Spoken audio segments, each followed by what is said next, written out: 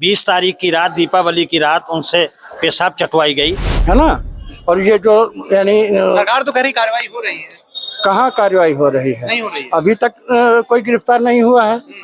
क्या किया था उसने? से पत्थर तो कुत्ते को मारा था, पालतू कुत्ते को। उसने क्या किया कि उसको ले जाके बंद करके उसको किस तरह मारा पीटा, इतना मारा पीटा। आज तक मेरा उस टाइम से 2 साल में दौड़ती रही, मेरा मुकदमा तक नहीं लिखा गया। न्याय की तो बात ही क्या करूं।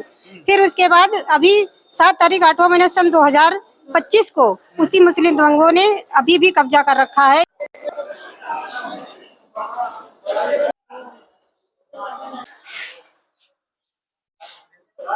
यहाँ पर डीएम को ज्ञापन सौंपा गया है। योगी राज में दलितों, पिछड़ों, अल्पसंख्यकों पर बढ़ते हमले और महिला हिंसा व गैंगरेप की बढ़ती घटनाओं के खिलाफ भाकपा माले जो यहाँ पर ज्ञापन सौंपे हैं।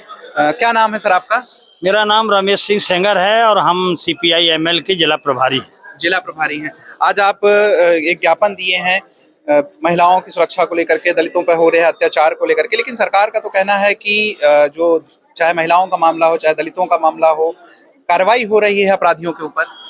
दरअसल जो है सरकार जो भी कह रही है, लेकिन जमीनी हकीकत लोग देख रहे हैं। एक बुजुर्ग 65 साल के व्यक्ति हैं आपके काकोरी में, 20 तारीख की रात, दीपावली की रात उनसे पेशाब चटवाई गई और उसके बाद भी आरोपियों को जेल नहीं भेजा गया, है ना। अभी उन्नाव में कल हम लोग जांच पड़ताल करके आए हैं।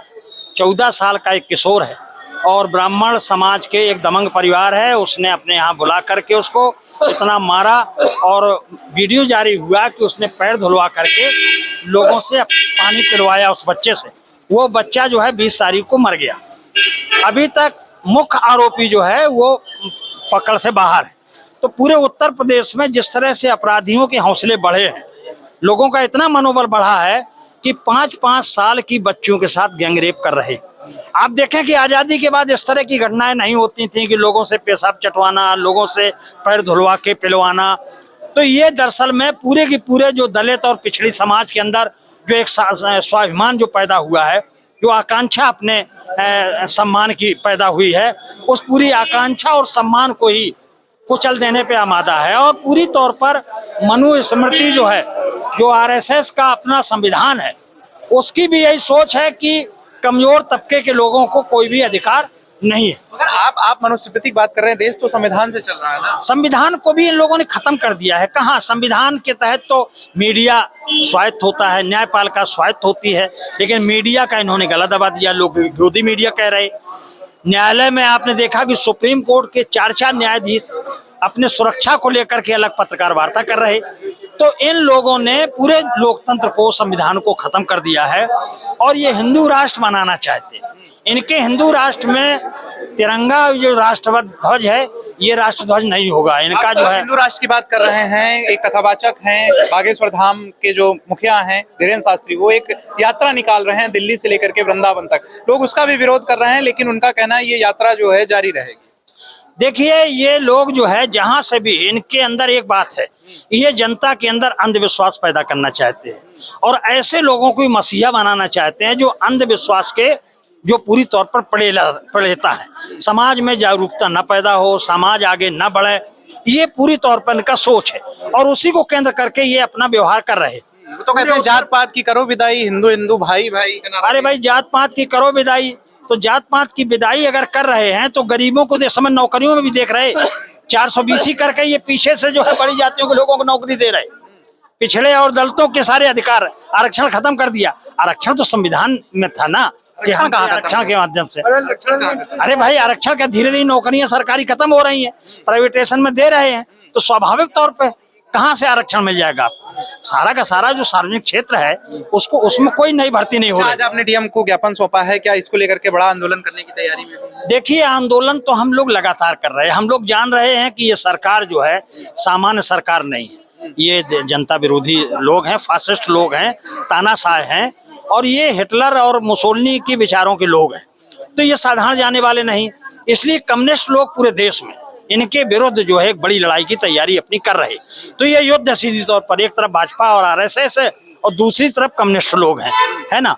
और वो अलग बात है कि जनता के विभिन्न हिस्सों को हम इस लड़ाई में अपने साथ जोड़ रहे हैं, उनके साथ हम जुड़ रहे हैं।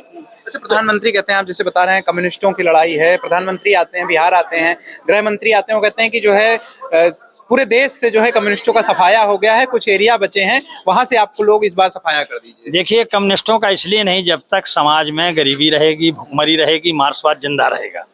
तो मार्क्सवाद तो जिंदा है, और मार्क्सवादी जो देश हैं वो इनको ऐसी तैसी कर रही है। चीन की 24 घंटे गाली बकते हैं, और चीन से हर चीज है इनके पास। ये मोबाइल भी चीन का है, इनके यहाँ जो भी साजो सामान है वो चीन का है। मूर्ति भी बनाएंगे अगर ये, तो वो चीने से बनाने वाला लाएंगे। तो ये कम्युनिस्ट विचारधारा, और उस पर चाहे कितने हमले करें, दुनिया और समाज जो है अपने हितों के अनुकूल विचारधारा ग्रहण करता है। आपका क्या नाम है? मेरा नाम सुभाष चंद्र है। क्या आप कहेंगे जो आपने ज्ञापन दिया है? ज्ञापन के संबंध में हम यही कहेंगे कि यानी दलितों और महिलाओं और यानी अल्पसंख्यकों पर हमला बंद किया जाए, और जो हमले हो रहे हैं उनमें गिरफ्तारी हो तुरंत, है ना। और ये जो यानी सरकार तो कह रही कार्रवाई हो रही है, कहाँ कार्रवाई हो रही है? नहीं हो रही है। अभी तक कोई गिरफ्तार नहीं हुआ है। अभी तक ना यहाँ काकोरी कांड में कोई गिरफ्तारी तो कर लिए थे, लेकिन छोड़ दिए थे, तो उसमें भी कोई कार्यवाही सही से ठीक नहीं हुई। क्या नाम है आपका? गुरुदयाल। क्या कहेंगे आप इस घटना को लेकर के? जो हम कहेंगे जो ये महिलाओं पे अत्याचार हो रहा, नाबालिग बच्चियों को पकड़ पकड़ के गाड़ी में डाल करके ले जा रहे हैं, इस तरह के घटनाएं हो रहे हैं। और ये काकोरी में अभी जो हुआ, पेशाब चटवाई गई, किसी कारणवश उनको पेशाब हो गई, उनको मारा गया और पेशाब चटवाई गई, इस प्रकार की सारी घटनाएं हो रही हैं। अभी उन्नाव में, हमारे उन्नाव जिले में एक लड़का यादव परिवार का भागवत सुनने गया था, उसको पीट पीट करके मारा, ब्राह्मणों ने मार करके उसकी हत्या कर दी। कोई कार्रवाई नहीं? कोई कार्रवाई आज तक नहीं। जो कार्रवाई होती है खाली वो जांच बता देते हैं कि जांच होगी, पुलिस जांच करेगी, और जांच के बहाने उसको धीरे धीरे ठंडा करके खत्म कर देते हैं। और पुलिस भी जो है वो भी उनके इशारे पे चलती है सरकार के। पुलिस क्या करे, पुलिस भी मजबूर है। जी, क्या नाम है आपका? हाँ, मेरा नाम कमला गौतम है। हाँ। देखिए, जब से सरकार आई है, सत्ता में बैठी है, ना इसकी सरकार में महिलाएं सुरक्षित है, ना हमारी बेटियां सुरक्षित है, ना आज का हमारा छात्र, युवा छात्र, ना कोई सुरक्षित नहीं है। ये सत्ता ऐसे देखिए, जब से क्या बात करें, योगी जी तो कहते हैं महिलाओं के कभी कोई अपराध होता है, अगले चौराहे में यमराज इंतजार कर रहे हैं, आप कह रहे हैं। अरे यमराज, अभी जो देखिए 4 साल की बच्ची रेप करके सामूहिक रेप किया गया, आए दिन हर तरह महिलाओं घटनाएं हो रही हैं।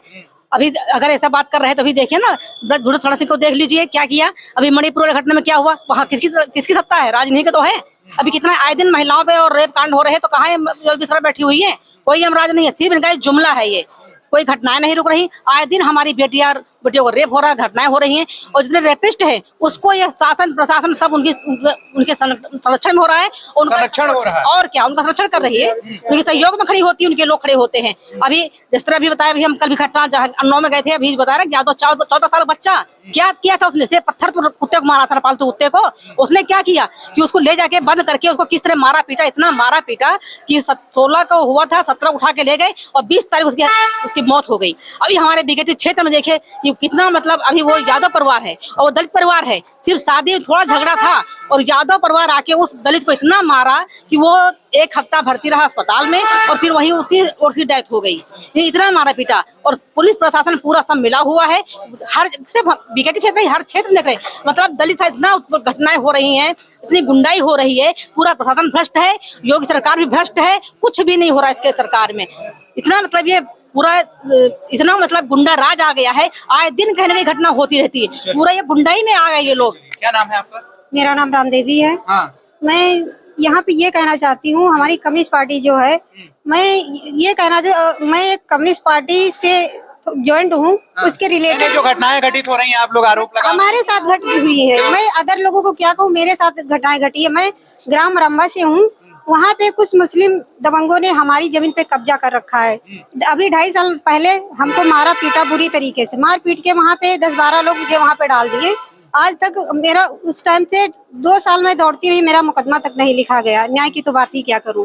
फिर उसके बाद अभी 7 तारीख 8वां महीना सन 2025 को उसी मुस्लिम दबंगों ने अभी भी कब्जा कर रखा है। यहाँ तक योगी सरकार योगी जी कहते हैं, खुद कहते हैं कि अगर कोई गलत किसी की जमीन पे कब्जा करता है या कुछ करता है तो हमारा बुलडोजर चलेगा। ऐसा कुछ भी नहीं है। मैं 2.5 साल से न्याय की गुहार करती चली आ रही हूँ। एटौंजा थाना में भी कोई न्याय मुझे नहीं मिला, तहसील बीकेटी में भी कोई न्याय नहीं मिला, और यहाँ कोर्ट में भी मुकदमा उसी ने फर्जी दाखिल कराया था। कोई सुनवाई अभी तक नहीं हुई, और हमको यहाँ तक 4 बार मार चुके हैं, अभी भी मेरे पीछे पड़े हुए जान से मारने के लिए। वो लोग हमें ढूंढते फिरते हैं। मैं गांव छोड़ के यहाँ लखनऊ में किराए पे रह रही हूँ, फिर भी लोग मुझे ढूंढ रहे हैं मारने के लिए। जब मैं इस पार्टी से ज्वाइन हूँ तब मेरे साथ ऐसा हो रहा, तो आम लोगों के साथ मैं क्या न्याय की गुहार लगाऊं, क्या कि उनको न्याय मिलेगा? क्या कहेंगे, आंदोलन करेंगे इनके मुद्दे को लेकर के आप लोग?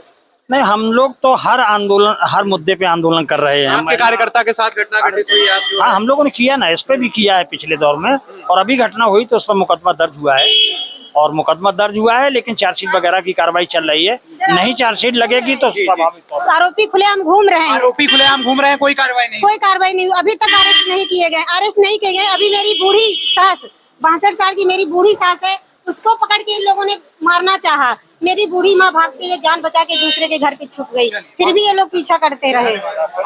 तो ये थे यहाँ पर भाकपा माले के जो कार्यकर्ता ये आंदोलन कर रहे थे। इनका एक ही मांग था कि जो घटनाएं घटित हो रही, चाहे वो महिलाओं के साथ हो रही हों, दलितों के साथ हो रहे हैं, अत्याचार, इसको लेकर के सरकार की तरफ से कड़ी कार्रवाई की ये लोग मांग करते हुए डीएम को ज्ञापन सौंपे हैं, और इन्होंने मांग की है कि आगे से घटनाएं ना हो, इसकी व्यवस्था सरकार की तरफ से की जाए। वीडियो जर्नलिस्ट हरीश के साथ मैं आलोक, #भारत न्यूज।